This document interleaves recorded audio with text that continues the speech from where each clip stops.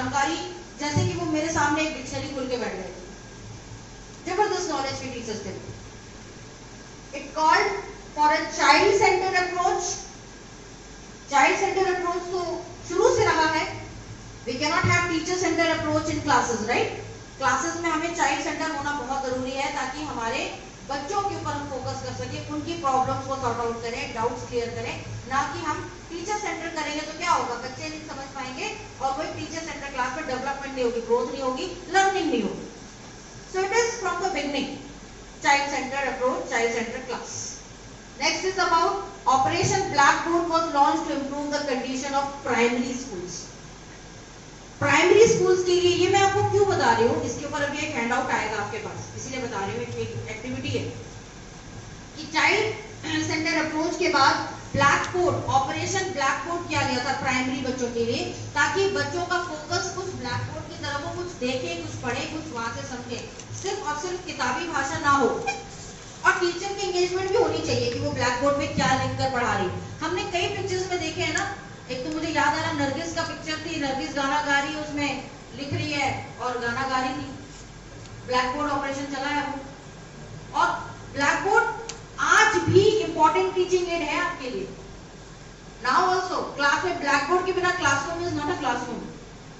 कोई भी क्लास में है ऐसा जिसमें ब्लैकबोर्ड ना हो? अब तो ग्रीन बोर्ड आ गए, व्हाइट बोर्ड आ गए। Main thing is board. क्या बोर्ड है? ठीक है, ये हमारे डेवलपमेंट है ना, white board, smart board, green board, yellow board, ये हमारे डेवलपमेंट है। हम ब्लैक से वहां तक पहुंच गए, so that means we are developing. तो ये पहले भी थे और अब एडवांस में आ गए। So special emphasis on removal of disparities and to equalize education opportunities, ये शुरू से रहा है।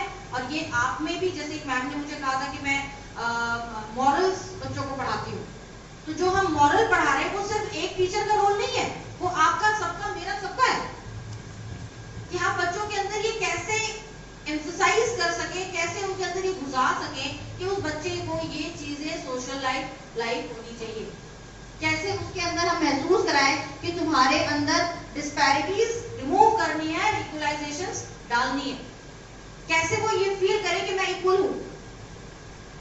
अक्सर हम क्लास में क्या करते हैं, अच्छे बच्चे आगे आ जाओ, ये शैतान बच्चा पीछे बढ़ो, लास्ट बेंच। और आज भी उन बच्चों का नाम लास्ट बेंचेस होता है, टॉपर्स फ्रंट। ये डिस्पैरिटी नहीं तो और क्या है? ये डिस्पैरिटी है ना, ये हम कर रहे हैं ना, we are doing, we have to remove it। हमें इक्वलाइज करना है। इसीलिए मैंने अभी बोला सर को कि सर आप वहां बैठिए, ताकि आप इक्वलाइज हो सके, हर चीज सबको बराबर से मिलनी चाहिए। क्या हम करते हैं ऐसा घर में? 2 रोटी बेटे को दिया तो बेटी को 1 रोटी, करते हैं क्या? आजकल तो मदर्स भी स्मार्ट मदर्स हो गई हैं, पहले रोटी बेटी को देती फिर बेटे को देती, ऐसा तो नहीं है ना? ऐसा है क्या? नहीं, ऐसा नहीं है। हम बराबर करते हैं, सबको बराबर दे, जिसकी जितनी डाइट है उतना खाओ, राइट? और हम आज भी गर्ल चाइल्ड के लिए कहीं ना कहीं दिक्कत है। आज भी गर्ल चाइल्ड सफर कर रही है, जिसको हमें निकालना है। गर्ल चाइल्ड कहीं ना कहीं आज भी सफर कर रही है। मैं आपको सच बता रही हूँ, हम लोग कई बार रूरल एरियाज में गए हैं, वहां पे मैंने गर्ल्स को सिर पे पानी ढोते हुए देखा है, लेकिन बॉयज को नहीं देखा। लड़कियां आज भी सिर पे पानी ढो के घूम रही हैं, मदर्स घूम रही हैं, लेकिन कोई जेंट्स और लड़के को देख लो, रेयर। लेकिन लड़कियों को पानी ढोने के लिए दिखाया जाता है। वो गाय का भी कर रही है, पानी भी ढो रही है, रोटी भी बना रही है, खाना भी खिला रही है, पूरा वर्किंग कर रही है। और फिर हम उसी को एजुकेट भी नहीं करते, उन्हीं को एजुकेशन की जरूरत है। और जब वो एजुकेट होती है, ब्लास्ट हो जाती है, क्या नहीं कर सकती है। कंधे से कंधा मिला के आज हम जेंट्स के साथ हैं। नो डाउट जेंट्स ने अपनी पूरी जिम्मेवारी निभाई है, कोई कमी नहीं छोड़ी हमारे लिए। अगर वो नहीं खड़े होते ना तो हम भी नहीं खड़े हो पाते। वो खड़े हैं इसीलिए हम खड़े हैं। पर कहीं कहीं किसी एरिया में कहीं प्रॉब्लम आई है, उसी को रिमूव करना है बस। आज तो हम लोग बहुत एजुकेटेड हैं, बिल्कुल। आज हम बहुत चीज को मैनेज कर पा रहे हैं। ये एजुकेशन पॉलिसी का नतीजा है जो आज हम एक साथ इक्वालिटी पे बैठे हैं। Next is 96 National Policy on Education was introduced in 92 with certain modifications. कुछ modifications होती रही है इसमें साथ साथ, and it was called Program of Action and talked about common entrance examination for professional and technical education. ये आज हमने उस वक्त भी था, हम बच्चों को प्रोफेशनल टेक्निकल एजुकेशन के लिए टेस्ट होते हैं, आप कॉलेजेस में जाइए वहाँ टेस्ट होते थे, एंट्रेंस टेस्ट तब भी होता था। अब कोई कॉलेज ने नहीं किया तो बात अलग है। मुझे याद है मैं जब 12th करके निकली तो मेरे एजुकेशन के वहाँ पे एंट्रेंस टेस्ट चल रहे थे, सारे एंट्रेंस टेस्ट दे दे के निकले, चाहे हमने बीएड किया हो, चाहे हमने मैनेजमेंट कोर्स की हो, चाहे मास्टर्स डिग्री की हो, सबके लिए एंट्रेंस टेस्ट तो लगे थे। आज हमने एंट्रेंस टेस्ट को कॉमन एंट्रेंस टेस्ट के रूप में दे दिया for every college. We are doing it, आज भी हम कर रहे हैं, बस थोड़ा सा चेंज है, एडवांसमेंट उसको हमने डाल दी है। तो हमारा जो विजन ऑफ पॉलिसी है वो क्या है? To educate children. विजन हमारा यही है, from if, from but, from those, from these. The main policy vision is to give education, correct education to children, correct education, सही जानकारी। आधी जानकारी अगर आपको है तो मत करिए, आप अपने खुद को अपने आप को अपडेट कीजिए, जानकारी कंप्लीट हासिल कीजिए, फिर बच्चों को दीजिए, क्योंकि आधी जानकारी अगर आप दें तो वो आधा जो जगह खाली है उसमें आपको समझ नहीं आएगा वो क्या हो जाएगा। So you have to be completely clear with your topics and subject. जब आप क्लास में पढ़ाने जाएं तो आपको ये मालूम होना चाहिए कि मेरा टॉपिक क्या है, और मैं टॉपिक से हटूं ना, क्योंकि आपके पास टाइमिंग 35 मिनट्स 40 मिनट्स का मैक्सिमम होता है। उतने ही देर में आपको होमवर्क भी कराना है, क्लास भी करानी है, समझाना भी है, मॉरल भी देना है, होमवर्क भी चेक करना है, समझाना भी है, बात भी करनी है, एक फ्रेंडली क्लासरूम भी देना है। कितने सारे आपके पास रिस्पॉन्सिबिलिटीज है। So you have to work like anything in that 35 minutes and you have to update it every time. At least जो टॉपिक आप क्लियर कर रहे हैं वो टॉपिक का जानकारी, टॉपिक की पूरी क्लियरेंस आपको होनी चाहिए। आधे इंफॉर्मेशन से अरे ये तो मुझे पता है, पिछले 5 साल से पढ़ाए हुए हैं, पढ़ा देंगे। नो, बच्चों की क्रॉस क्वेश्चनिंग का जवाब नहीं दे पाए तो आप 1 मिनट में इंसल्ट हो जाती है, और आपको दूसरे इंसल्ट नहीं करेंगे, आपकी खुद की जमीर आपको बता देगी क्या है यार 5 साल से देखो पता नहीं था ये होता है, 5 साल से इसी सब्जेक्ट को पढ़ा रहे हो, मुझे मालूम नहीं है, लाना था मेरी पढ़ाई पे। So you have to be updated all the time. So this is very important thing for everyone. तो आपका जो विजन है वो ये चीज है कि आप बच्चों को पढ़ाएं, प्लस उन्हें एक ऐसी एजुकेशन दें कि वो एक सही, एक अच्छा ह्यूमन बीइंग बन के निकले। 12 साल वो आपके हाथों से जब पढ़ के निकलता है, आप है जो उसको शेप दे रहे हो ना, क्लास 1 से शेप दे रहे हो उसको, इधर से चलो, उधर से बचो, इधर से बचो, यहाँ से पुश करो, यहाँ से पुश करो, इधर से सीधे चलो, उधर से टेढ़े मत चलो, ये आप कर रहे हो उसके साथ। ये 12 साल आपने उस घड़े को बनाया है, और जब वो घड़ा बन के तैयार हो गया, अब आप बोलोगे अब इसमें तुम पानी डालो, इसको चाहे ओवरफ्लो करो, चाहे इसमें जो करो, क्योंकि आपने उसको 12 साल पढ़ा के एक अच्छा नागरिक, एक अच्छा व्यक्ति, एक अच्छा बेटा, एक अच्छा बेटी, एक अच्छे माँ बनने की, एक अच्छे बाप बनने की क्वालिटी डाल दी। ये क्वालिटी आपने डाली है, और अगर 12 साल बाद वो बच्चा क्वालिटी लेके नहीं निकला तो शायद हमें टीचिंग नहीं करना चाहिए। हम बच्चों को बिगाड़ने के लिए नहीं बैठे हैं, हम बनाने के लिए बैठे हैं, इसलिए आपको ये चीजें देखनी है। तो you have to be a true teacher, you have to be a golden citizen, so that you can make students a golden citizens. Now NEP के जो की प्रिंसिपल्स हैं ये मैं थोड़ा सा नटशल में आपको बता देती हूँ। Respect for diversity and local context, respect for diversity, सभी डाइवर्सिटीज के ऊपर आपको रेस्पेक्ट करना उनको सिखाना पड़ेगा, चाहे वो एक हो सकता है किसी मॉनेटरी प्रॉब्लम का पेरेंट के बच्चा हो, चाहे वो किसी दूसरे राज्य से आया हो, चाहे वो किसी दूसरे कास्ट का हो, तो ये सारी चीजें रिमूव करके आपको उसको पढ़ाना है और रिस्पेक्ट करना सिखाना है। Then next is equity and inclusion, where you have to give all kind of good educational decisions. एक बच्चे के अंदर एक अच्छे एजुकेशनल डिसीजन डालने के लिए भी आपको उसको तैयार करना पड़ता है। ये भी एक बहुत इंपॉर्टेंट, क्योंकि आप जब तक बच्चों को समझाओगे नहीं कि तुम्हारे एजुकेशन से तुम्हें ये फायदे होने वाले हैं, तब तक वो भी नहीं पढ़ेगा। अब आपको भी किसी ने बताया होगा ना कि जाओ आज ट्रेनिंग करो, कुछ फायदा होने वाला है, तभी आप आए हो, नहीं तो अपनी क्लास छोड़ के कौन आता है। But for taking some good learning, some advantage, we always have to come forward and make them others. Next is about community participation. We have to give encouragement, felicitation, private and community participation, philanthropic. ये सारी participation के लिए आपको बच्चों को आगे बढ़ाना है, खुद को भी आगे बढ़ना है। ऐसा नहीं, जब तक आप आगे नहीं बढ़ोगे, करोगे नहीं, बच्चों को नहीं बता सकते आप। आपको ही नहीं पता, आपको ही नहीं पता करना क्या है, तो बच्चों तक कैसे पहुंचोगे? तो you have to do that. Use of technology, now here the role comes for all of us, कि हमें टेक्नोलॉजी की यूज को सीखना समझना पड़ेगा, क्योंकि technology is now a part of our education. ये तो शुरू से ही था, शुरू से ही था, पर हम लोग पहले घबराते थे, मैथ्स को छोड़ दो, साइंस छोड़ दो, तुम आर्ट्स ही कर लो, बहुत है। पर हम आज एनकरेज भी करते हैं बच्चों को साइंस के तरफ, मैथ्स के तरफ, बायो के तरफ, फिलैंथ्रोपी के तरफ, ताकि बच्चा जो है वो अलग अलग भाषाओं में, अलग अलग फील्ड में, अलग अलग सब्जेक्ट्स में अपने आप को एक बहुत अच्छा स्टूडेंट बनाए। प्लानिंग मैनेजमेंट दिव्यांग स्टूडेंट्स के लिए, ये दिव्यांग स्टूडेंट्स, अभी अभी वर्ड आया दिव्यांग का, मालूम है कब से आया?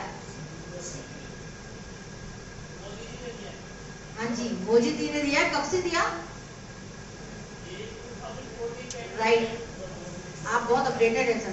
2014 में जब मोदी जी प्राइम मिनिस्टर बन के आए, तो उन्होंने दिव्यांग शब्द का इस्तेमाल किया। सॉरी, हाँ बिल्कुल, उन्हीं वर्ड के लिए हमने ये, जी हाँ, तो ये हाँ, जो स्पेशल एबल्ड चाइल्ड होते हैं, जो डिसेबल होते हैं, उन बच्चों को हमने दिव्यांग स्टूडेंट्स का नाम देके, उन्हें एक रेस्पेक्टेबल वर्ड देके उन्हें हम आगे बढ़ाया, और उनके लिए हम ये सारी चीजें, टेक्नोलॉजी हो गई, एजुकेशन हो गया, इन सबसे उनको दूर नहीं करना, बल्कि उनको पास करना है, और उनको भी फील कराना है कि पढ़ाई तुम्हारे लिए भी है बेटा, आप भी पढ़ सकते हो, आप भी काम कर सकते हो, आप भी आगे बढ़ सकते हो। Emphasize on conceptual understanding, learning for each and everything, for exams and for preparing yourself for a good human being. This is all we have to make them. Then unique capabilities, you have to identify each and every student's unique ideas. करते हैं, देखते होंगे ना class में, यार ये बच्चों में यही बच्चा सबसे तेज है, इसका दिमाग तेज चलता है, मेरे बोलने से पहले सवाल तैयार होता है इसका। बोलते हो ना कभी कभी ऐसा कि इसका दिमाग ना कुछ ज्यादा तेज है, मुझे इसके जवाब के लिए मुझे तैयार रहना चाहिए, कुछ भी हो सकता है। ये होती है यूनिक आइडेंटिटी। हर बच्चा एक जैसा नहीं होता ना, जैसे हम सब एक जैसे नहीं है, तो हमें वो आइडेंटिटी उस बच्चे की निकालनी होती है, वो टैलेंट, वो चीज बच्चे की निकालनी है। तब आप उनके मदर को बोलते हो ना, मैडम बाकी तो सब ठीक है, पर बेटा आपका ना दिमाग से बड़ा तेज है। मदर का तो फूल के सीना इतना हो जाता है, क्या बात बोलते हैं, तो पता ही नहीं था मेरा बेटा इतना तेज है, घर में तो उसने कभी दिखाया नहीं कुछ ऐसा करके। Got it? मदर को नहीं पता, फादर को नहीं पता, बट आपको पता है, बिकॉज आप उस बच्चे को रेगुलर पढ़ा दिखा रहे हो। एंड यू नो कि मैम ये पहले तो बिल्कुल नहीं पढ़ता था, अब तो ये बुक्स भी रोज लेके आता, सीरियस हो गया, क्या पढ़ाया आपने इसको? मैडम उस मदर को, मुझे तो कुछ पता नहीं क्या हुआ, ठीक तो था, कल तक तो ठीक था, क्या हो गया? ठीक तो वो है, लेकिन उसके बदलाव जो आपने देखे हैं, दिस इज योर ऑब्जर्वेशन, आपने वो आइडेंटिटी निकाल ली उस बच्चे की, वो चाहे वो कमजोरी में हो या उसका स्ट्रॉन्ग पॉइंट हो, आप ही है वो निकालने वाले। और जब आप निकालते हो और उसकी मदर फादर को बताते हो, आप प्रिंसिपल से भी डिस्कस करते होगे, मैम ये लड़का ना 5th तक एकदम 0 था, 6th में आते देखो कितना दिमाग तेज हो गया, सीरियस हो गया ये बच्चा। ये ऑब्जर्वेशन आपकी है कि आपने आइडेंटिटी निकाली, इस बच्चे के अंदर ये क्वालिटी है। So this is you who can take out the qualities, and you can find out and you can make them more development in that process, ताकि वो बच्चा और अच्छे से आगे बढ़ सके। Critical thinking and creativity, you have to encourage students for giving good critical thinking, decisions making, and having their own innovation ideas in the schools and studies. And then continuous review, हर चीज की review होनी चाहिए, वो भी continuous, ताकि आप उस बच्चे को, अगर आपको समझ में आ गया कि उसकी ये चीज अच्छी है तो आप उसको आगे बढ़ाने की कोशिश आपको करनी है ताकि वो बच्चा वहां छोड़ ना जाए। देखिए मैं आपको बताऊं, सबसे पहले तो हम लोग अपने आप को ना जब क्लास में पढ़ाते हैं तो हम सोचते हैं मेरी आज का क्लास है, 6th क्लास पढ़ा दिया, आज इनका ये टॉपिक था, ये कंप्लीट हो गया, अब 7th क्लास को पढ़ाना, उनका ये टॉपिक देखना है, ठीक है। लेकिन क्या हम इस चीज को वाकई में समझ पा रहे हैं कि क्या मैं कंटिन्यू रिव्यू कर रही हूँ उस बच्चे को 6th क्लास में? हम एक सिस्टम की तरह पढ़ा रहे हैं, आज ये पढ़ा दिया, आज वो पढ़ा दिया, वो पढ़ा दिया, ये महीने का सिलेबस खत्म। लेकिन सिर्फ सिलेबस नहीं खत्म करना है, हमें वो सारी चीजों को कंटिन्यू रिव्यू भी करना है कि क्या मेरी पढ़ाई हुई चीजें बच्चों तक पहुंची कि नहीं।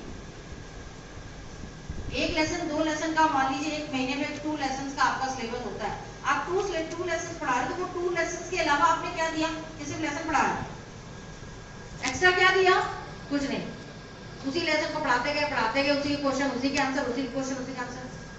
That is rote learning. Again extra knowledge आप क्या दे रहे हो, that is your actually education which you are giving them. So this is key principles. Gandhi ji की बुनियादी तालीम, ये तो हम सबको पता ही होगा कुछ कुछ। गांधी जी की बुनियादी तालीम क्या थी, किस तरह से हम पढ़ाते थे, वो क्या, उनके क्या की प्रिंसिपल्स थे, वो वही चीजें हैं जो हमने अभी गाइडलाइंस में आपको बताई। इट इज ऑल सेम कि वो कैसे पढ़ना है, क्या बच्चों के अंदर किस चीज की नॉलेज आप बच्चों में डालिए जिससे कि वो बच्चा एक पढ़ाई के साथ साथ एक अच्छा नागरिक बन सके।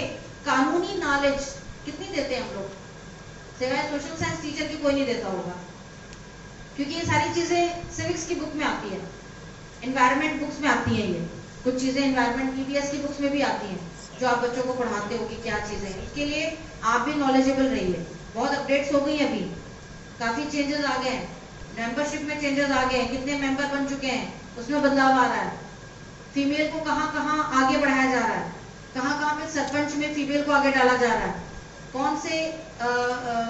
कौन सी जाति को हम आगे बढ़ा रहे हैं जो पीछे रह गए थे पिछड़ी जातियों में, वो सारी इंफॉर्मेशन आपके पास होनी चाहिए, क्योंकि इतना भी मैं आपको नहीं बता पाऊंगी जितनी नॉलेज है।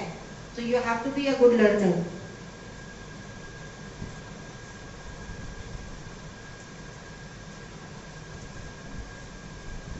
बस थोड़ा सा ये कंप्लीट करती हूँ, फिर मैं सर को हैंड ओवर करती हूँ। NCF 2005, yes sir.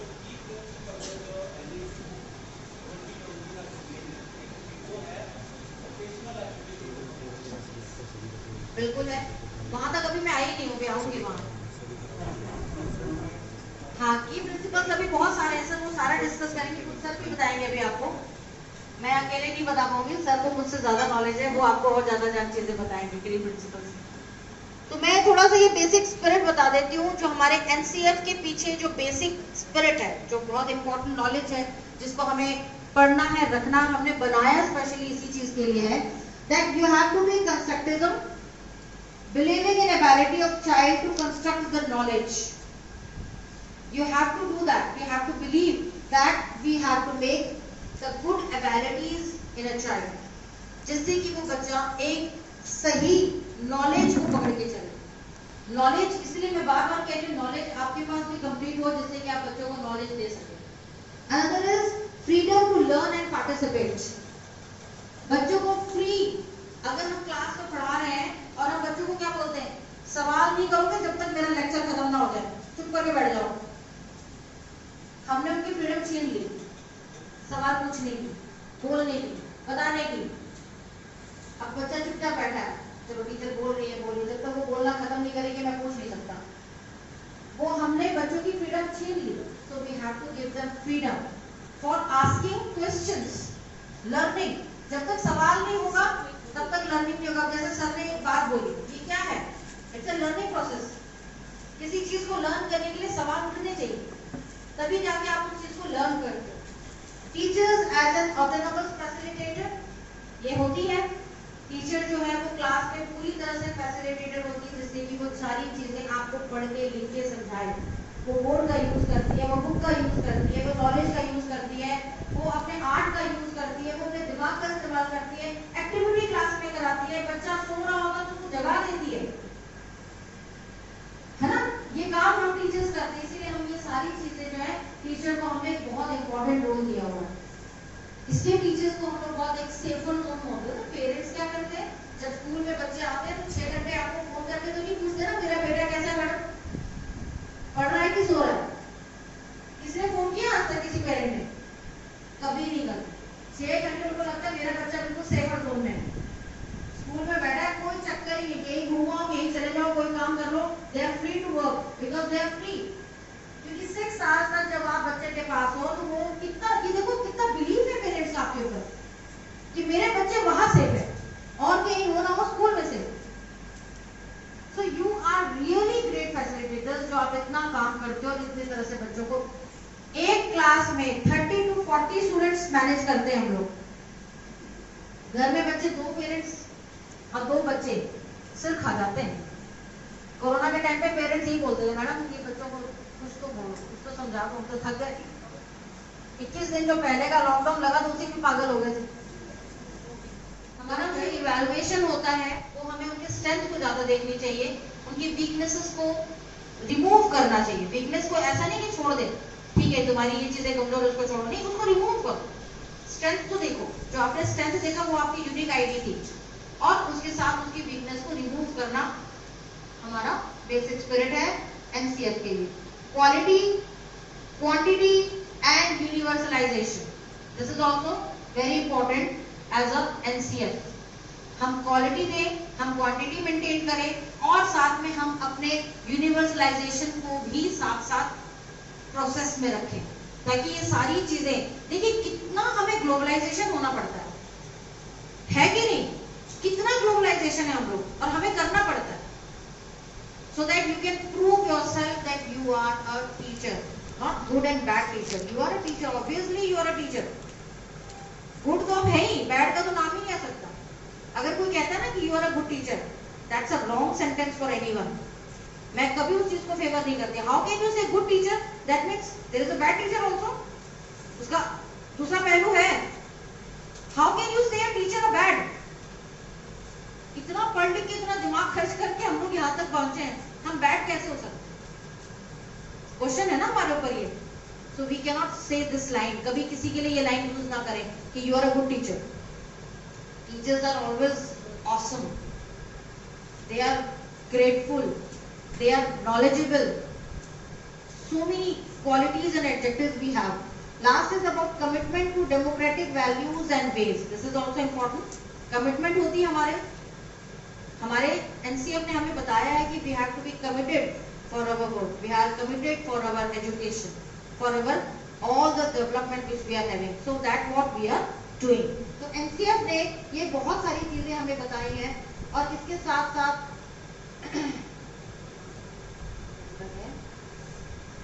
मैं ये मेरा फर्स्ट सेशन था जिसमें मैं आपको ये समझाना चाहती हूँ कि किस ढंग से एनसीएफ के इंपॉर्टेंट पॉइंट हमारे लिए हैं, की प्रिंसिपल्स ऑफ अवर एनईपी हैं, की प्रिंसिपल्स ऑफ अवर 1986 के की एनईपी के थे, और वो सारे कहाँ तक हमारे साथ मैच करते जाते।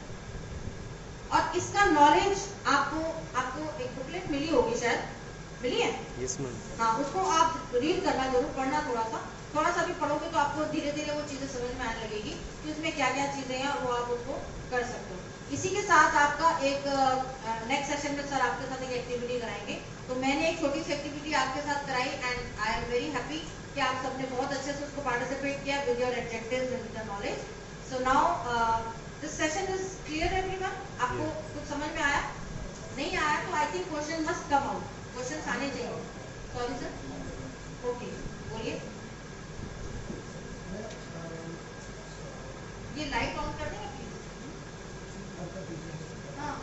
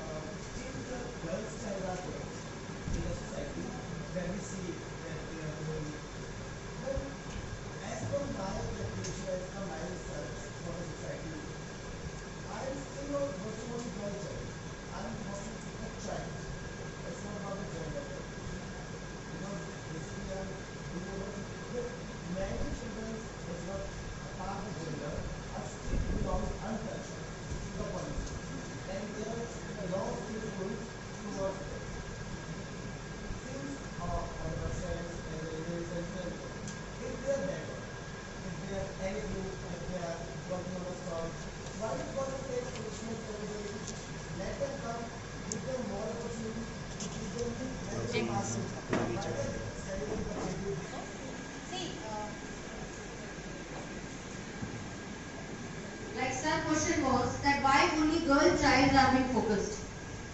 Right, sir? Focus should be on all the children. It may be girl or boy. Yes, you are right, sir. Government has already made so many policies for the children. It may be from the, behind the line also, a poverty line, or to be implemented completely by the executive field. As social science में अगर आपने पढ़ा होगा तो we have legislative, executive and judiciary systems, right? तो executive system जो है वो उसकी implementation जो थी, judiciary ने अपना काम किया, उन्होंने अपनी चीजें बनाई और जो implementation था, executive होना था, execute होना था, उस जगह पे कुछ कमी थी जिस वजह से वो policies हर तक नहीं पहुंच पाई। अगर हर स्कूल में पॉलिसी है तो आप खुद देखिए कि क्या हमारा अपना सारी पॉलिसी हम फेवर कर रहे हैं, क्या हम सारी पॉलिसीज एजुकेशन की फॉलो कर रहे हैं। People are not being able to follow all the rules regulations. अगर सारे रूल्स रेगुलेशन फॉलो कर लें तो हम तो सॉल्व बन जाएंगे, because we have diversity in people thinking. Got it? मैं आपको बता सकती हूँ, मैम को बता सकती हूँ, सर को बता सकती हूँ, जितने बड़े सब बता सकती हूँ, जितने हमारे आ जाए, लेकिन क्या हम सब में से सब के सब इतना इम्प्लीमेंट करेंगे कल जाके? आपने अब तक एनईपी नहीं पढ़ी जो मैं पूछ रही थी, और हम अपने कानून की जितने भी रूल्स रेगुलेशन बने क्या हमको फॉलो करते हैं? हम कितने ज्यादा इस चीज में पीछे हैं। हमें एनईपी का ही नहीं पता तब तक, 20 में जाके पता चला अच्छा एनईपी भी कोई चीज होती है। ये क्या था? लॉकडाउन वर्ड नहीं मालूम था जो कि शुरू हुआ। ये लॉकडाउन क्या होता है ये वर्ड नहीं पता था। तो there we are not updating ourself. यही मैं बार बार कह रही हूँ कि हम अपने में हमारे अंदर कमियां हैं। हमारी गवर्नमेंट ने पॉलिसीज का ड्यूटीज दे रखी है आपको, ड्यूटीज काउंट करवाइए मैडम, थाउजेंड्स ऑफ ड्यूटीज है हमारी, हमने कितनी ड्यूटीज फॉलो करी? हम राह चलते कितने जानवर रोड पे मर जाते हैं, भाग जाते हैं, उनको पकड़ते हैं, बचाते हैं? नहीं, हम प्रैक्टिकल है। Practical approach is lacking on everyone. We are not making all the things so experimenting and practical things, we are not doing. Street light जल रही थी, कितनों ने नगर निगम को फोन करके बोला कि आपने दिन भर स्ट्रीट लाइट जल बंद की, योर ड्यूटी वाज देयर, आपने किया। पॉलिसीज आर देयर, पॉलिसीज है, बनी हुई है, इम्प्लीमेंटेशन कम है, हम लोगों को पता ही नहीं है। आप में से कितनों को पता है कि आज के डेट पे नरेंद्र मोदी जी ने कितनी पॉलिसीज बनाई है? बताइए, कोई इन्होंने खड़ा होकर बता दो, कोई बता दीजिए आप। प्रधानमंत्री योजना के तहत कितनी पॉलिसीज बनी है कोई बताइए? We are educated teachers, we are school teachers, we don't know. So how can you expect from the other people of our country that they should maintain all those children? ठीक है, बच्चे हैं नहीं है, बच्चे हमारे बस स्टैंड के पास आपको कबाड़ी की तरह मिलेंगे, गोली लेके घूम रहे कंधे पे। बचाइए, कितने बच्चों को बचाएंगे आप? कितनों को बचा लो? Lakhs of बच्चे हैं, lakhs of children are there, those are not having their home, they are homeless, उनके पेरेंट्स नहीं है, और हमने उनके लिए बच्चों के को अनाथ आश्रम बना रखे। कितने बच्चे मजा है? प्लस कुछ ऐसे लोग हैं जिन्होंने गलत काम कर रखे जिसकी वजह से ये और प्रॉब्लमेटिक है। We are not going to that. हमें हमारा ड्यूटी ये है कि हम अपने काम को करें। आप अपना काम कीजिए, एवरीथिंग विल गो राउंड। आप पूरे देश को नहीं खड़ा सकते, आप पूरे इंसान को नहीं समझा सकते। गर्ल चाइल्ड का ही बात बता रही हूँ, गर्ल चाइल्ड सबसे सफर करती है, तो we have to take care everywhere.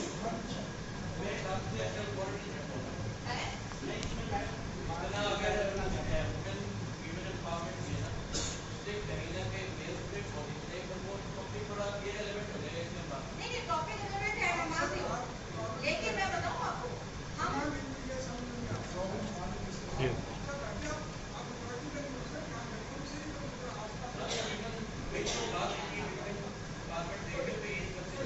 Sir इसको नेगेटिव मत लीजिएगा।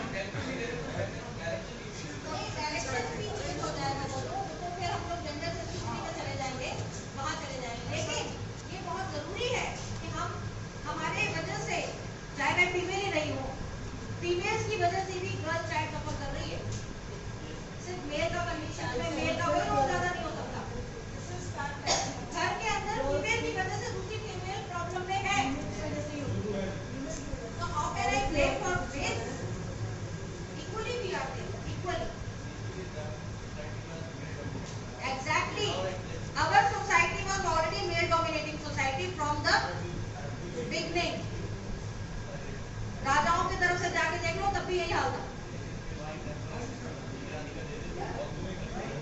हाँ sir, yes sir, please sir.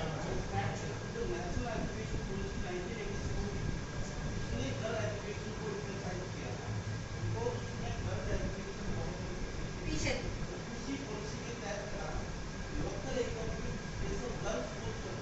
Yes,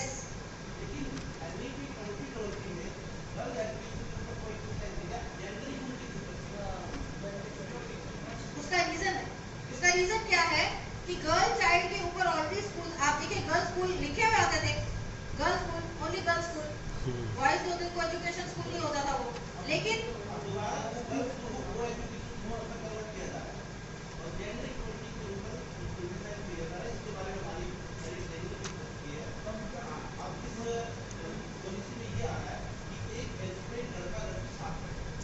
sir देखिए मैं आपकी हर बात मानने को तैयार है, लेकिन उस एज के बच्चों के अंदर जो न्यूसेंस क्रिएट होता है वो आप रोक नहीं पाओगे। Only for that safety purpose we are doing, और कोई रीजन नहीं, नहीं तो गर्ल चाइल्ड आज कहां तक पहुंच रही है, लेकिन उसको वहां तक जगह नहीं मिल पा रही पहुंचने की। बहुत सारे इश्यूज हैं सर, सेफ्टी रीजंस है, कानूनी रीजंस हैं। एक लड़की जो कभी घर से बाहर नहीं निकली, उसको स्कूल में लाके किसी लड़के के बगल बैठा दीजिए, वो वहीं खत्म हो जाएगी। एज की प्रॉब्लम तो है ही है, मेंटल प्रॉब्लम्स है, बच्चा मेंटली प्रिपेयर्ड ही नहीं है स्कूल आने के लिए। वो अपने फादर के सामने जो बच्ची कभी नहीं गई, वो अचानक स्कूल में आके उसको कैसे किसी को एजुकेशन में बढ़ाओगे आप? पॉसिबल नहीं है उस बच्चे के लिए। यही जो आप बोल रहे हैं कि एक गर्ल चाइल्ड अपने पापा के साथ कितना कंफर्ट नहीं है, ये जो जेंडर की जो इक्विटी, ये जो जेंडर का जो फाइट के अंदर वही एक हमें सवाल का एग्जैक्टली चेंज करना है। ये नहीं है कि प्लस 2 क्लासेस पे जाकर की बात होती है, प्राइमरी एजुकेशन के लिए हाँ वहाँ से धीरे धीरे ये जो डिफरेंस है ना जेंडर का, ये दूर हो जाएगा। राइट, लेकिन क्या ऐसा नहीं कि आप पुलिस की लागू होगी तो कल ये सारी चीजें हो जाएगी। बिल्कुल सही, यही मैं कह रही हूँ, हमारी पॉलिसी 86 की बनी हुई है और वो आज तक इम्प्लीमेंट हो रही है, हम आज भी उसको फॉलो कर रहे हैं। ये वाले को भी हमें टाइम लग रहा है फॉलो करने का, बस फर्क इतना है कि उस वक्त एजुकेशन कम था, आज एजुकेशन घर घर में पहुंच चुका। आज गर्ल चाइल्ड, एक लेडी, एक फीमेल घर की पढ़ी लिखी है, इसलिए वो उसको फॉलो कर पा रही। पहले गर्ल्स को पढ़ने का दिया जाता था, इसलिए वो एजुकेशन फैली नहीं, स्प्रेड नहीं हो पाई। और हम क्यों कहते हैं एक लड़की को पढ़ा दो 2 घर बन जाते हैं, ये कहते हैं ना, एक गर्ल को पढ़ा दो 2 घर संभाल लेती है वो। और गर्ल तो आजकल देश संभाली बैठी है, क्या दिक्कत है? प्रिंसिपल्स हम लोग बने हुए, आप देखिए मैक्सिमम लेडी प्रिंसिपल नजर आती हैं। सॉरी मैम, हाँ now she is the president. अगर आप उनकी हिस्ट्री पढ़िए थोड़ा, देखिए कहाँ से थी वो, हिस्ट्री पढ़िए, पूजा लेके घूमती थी अपने उस चुनने के लिए, जंगल से लकड़ियां ढोती थी वो यहाँ पे, and now she is president of India. So everywhere we have struggle, but after the struggle you have success. So this is what I'll do. So now I'll hand over to sir so that he can carry on. Sir.